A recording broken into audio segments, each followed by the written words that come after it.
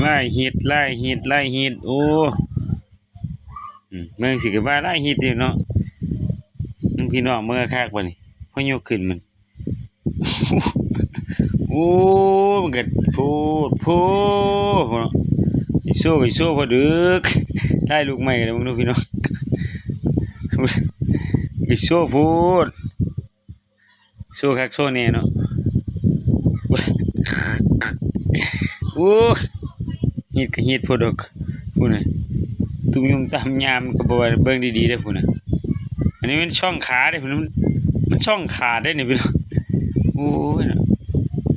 กระโพดพี่บูเขาเดี๋ยวนี้เขาเฮ็ดเบิ่งเบิ่งได้พี่น้องเอ้ยพวกก็ลงทุนซื้อใหม่นี้เห็นว่าก็ได้เนาะว่าก็ได้มึงเด้อล่วงเข้าไปพอเบิ่งอยู่เบิ่งเทิงๆเด้อบัดพี่น้องเห็นมั้ยเฮ็ดจ้างปางนี่โอ้ยเหี้ยขอบนี่ก็แม่นี่ขอบมันก็ย่อยย่างๆอยู่แม่นี่พุ่นน่ะขาเขาพี่ดิพี่ได้มันย่อยเอาพุ่นน่ะพี่น้องโอ้ยลงทุนให้เด้อเห็นว่าก็ได้เกินไปพูดอ่ะเป็นทั้งดากทั้งก้นได้นี่พี่น้องโอ้ไล่ลูกไม้ก็ไล่พอดอกเนาะลูกไม้ก็ว่าเด้อกัดพวกนี้ย่อยย่ำโอ้ยมันยุ่มมันย่อยอยู่เว้ยลูกไม้มันเป็นไล่ลูกไม้นี่เว้ยมันไล่ขาดตัวนี้คุณไหมจับมากสิหมู่เรื่องเลยมันขาดได้มึงนี่พี่น้องมันเป็นไล่ลูกไม้มันนี่กูเนาะกูได้สนใจซื้อต่อก็พากันไปโอ้ยเนาะถ้ารุ่นนี้กันก็แล้วแต่ผู้มักก็ว่า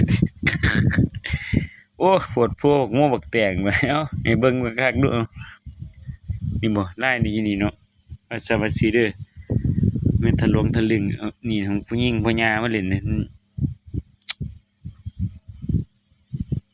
สิซื้อไม่ก็ว่าเสียดายว่าซั่น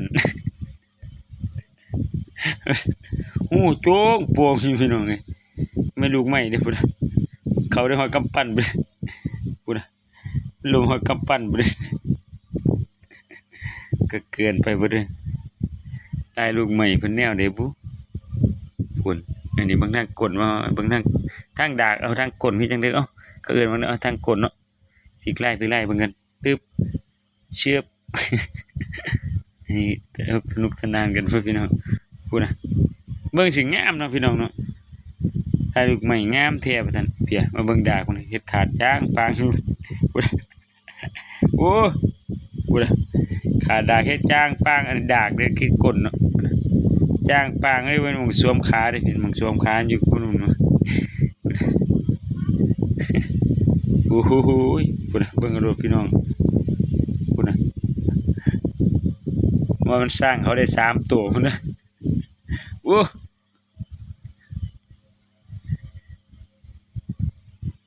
ซื้อใหม่แน่ลงทุนใหม่แน่เนาะสิปกเอาแต่ซำนี้บ่อีนี่ติมึงนี่บ่ขาดใครอยู่ถ้ามึงนี่ขาดแล้วมึงเอ้ย